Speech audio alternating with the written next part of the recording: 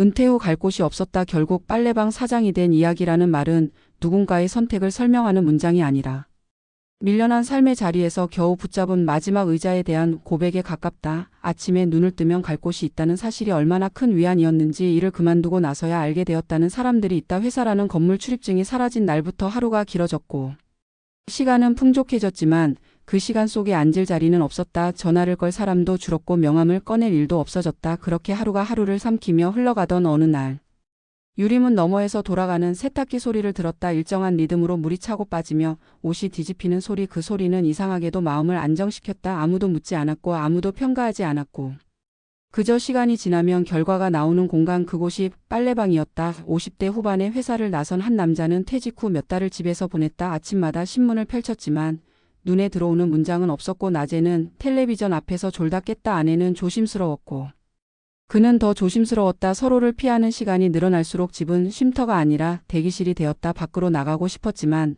나갈 이유가 없었다. 친구들은 여전히 일하고 있었고 모임은 자연스럽게 멀어졌다. 그러다 동네에 새로 생긴 빨래방을 유심히 보게 되었다. 밤에도 불이 켜져 있었고 젊은 사람과 노인이 섞여 아무 말 없이 각자의 시간을 보내고 있었다. 그는 계산대를 보는 사람이 아니라 그 공간을 지키는 사람이 되고 싶다는 생각을 했다. 누군가의 부탁을 받지 않아도 되는 일, 누군가에게 보고하지 않아도 되는 일, 무엇보다 아침에 나올 이유가 생기는 일.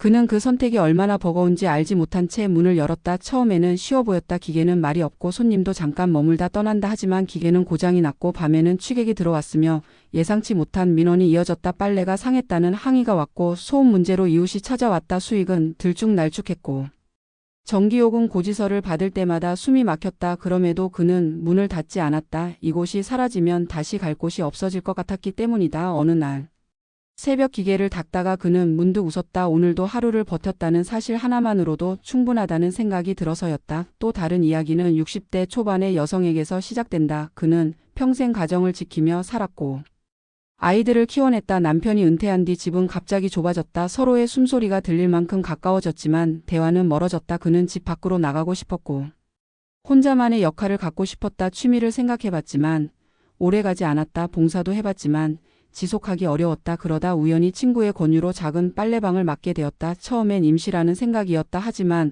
그곳에서 그는 자신의 시간을 되찾았다. 손님들이 남기고 간 옹기 빨래가 끝났다는 알림은 정리된 공간에서 느껴지는 질서. 그는 그 질서 속에서 마음을 추슬렀다. 장사가 잘 되는 날보다 조용한 날이 더 좋았다. 조용한 날에는 의자에 앉아 지나온 시간을 떠올릴 수 있었기 때문이다. 그는 말한다. 돈을 벌기 위해서라기보다 나 자신을 잃지 않기 위해 이 일을 하고 있다고. 빨래방은 화려한 성공담의 배경이 아니라 누군가에게는 실패의 다음 장이고 누군가에게는 체념의 다른 이름이다. 하지만 동시에 누군가에게는 삶을 다시 묶어주는 매듭이다. 은퇴 후 무엇을 할지 정하지 못한 채 시간이 흘러갈 때 사람들은 종종 가장 조용한 선택으로 향한다. 눈에 띄지 않고 크게 흔들리지 않는 자리, 그 자리에서 비로소 자신을 마주한다. 빨래가 돌아가는 동안 사람은 생각을 정리하고 생각이 정리되는 동안 마음은 조금 가벼워진다. 이 이야기는 빨래방에 대한 이야기가 아니라 은퇴 이후에도 계속 살아가고자 했던 사람들의 이야기다. 갈 곳이 없다고 느낄 때 선택한 그곳이 완벽하지는 않았지만 하루를 시작할 이유가 되어 주었다는 이야기다. 누군가는 여전히 그 유리문을 열며 망설이고 누군가는 그 안에서 안정을 찾는다. 중요한 것은 그 선택이 옳았느냐가 아니라 그 선택을 통해 오늘을 살아냈느냐일 것이다. 은퇴는 끝이 아니라 방향을 잃은 시간의 시작일 수 있다. 그 시간 속에서 사람들은 각자의 빨래방을 찾는다. 조용하지만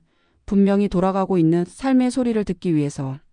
앞선 이야기가 개인의 고백처럼 들렸다면 이제는 그 선택을 조금 떨어진 거리에서 바라볼 필요가 있다. 은퇴 이후 빨래방이라는 공간이 왜 이렇게 자주 등장하는지 그 배경을 이해하지 못하면 같은 선택을 반복하게 되기 때문이다. 한국의 50대, 60대 은퇴자들에게 빨래방은 사업 아이템이기 전에 심리적 피난처에 가깝다. 큰 기술이 없어도 되고 화려한 서비스 능력을 요구받지 않으며 사람과의 관계에서 오는 피로가 상대적으로 적다는 인식이 먼저 자리 잡는다. 하지만 바로 그 이유 때문에 수많은 은퇴자가 같은 골목, 같은 상권, 같은 크기의 매장으로 몰려든다. 경쟁은 조용하지만 치열하고 수익은 생각보다 낮으며 유지 비용은 매달 고정적으로 빠져나간다. 빨래방은 무인에 가깝다는 이미지와 달리 관리 노동이 상당하다. 기계 점검, 청결 유지, 민원 대응, 야간 관리까지 포함하면 결코 가볍지 않다. 그럼에도 불구하고 은퇴자들이 이 길을 택하는 이유는 돈보다 시간과 정체성이 있다. 회사를 떠난 순간 사람은 사회적 역할을 잃는다. 명함이 사라지고 직함이 사라지며 하루를 설명해줄 문장이 사라진다. 빨래방은 그 공백을 메워준다. 나는 오늘 빨래방에 간다. 나는 오늘 문을 연다. 나는 오늘 기계를 점검한다. 이 짧은 문장들이 하루를 지탱한다. 수익이 기대보다 적어도 완전히 후회하지 못하는 이유가 여기에 있다. 문제는 많은 은퇴자가 이 심리적 필요를 경제적 계산보다 앞세운다는 점이다. 감당 가능한 투자 규모인지, 장기적으로 유지 가능한 체력과 생활 리듬인지, 예상치 못한 변수에 대응할 여유가 있는지에 대한 질문은 뒤로 밀린다. 그 결과 일부는 버티고 일부는 조용히 문을 닫는다. 실패했다고 말하지도 못한 채 다시 집으로 돌아간다. 이 과정에서 가장 큰 손실은 돈이 아니라 자신감이다.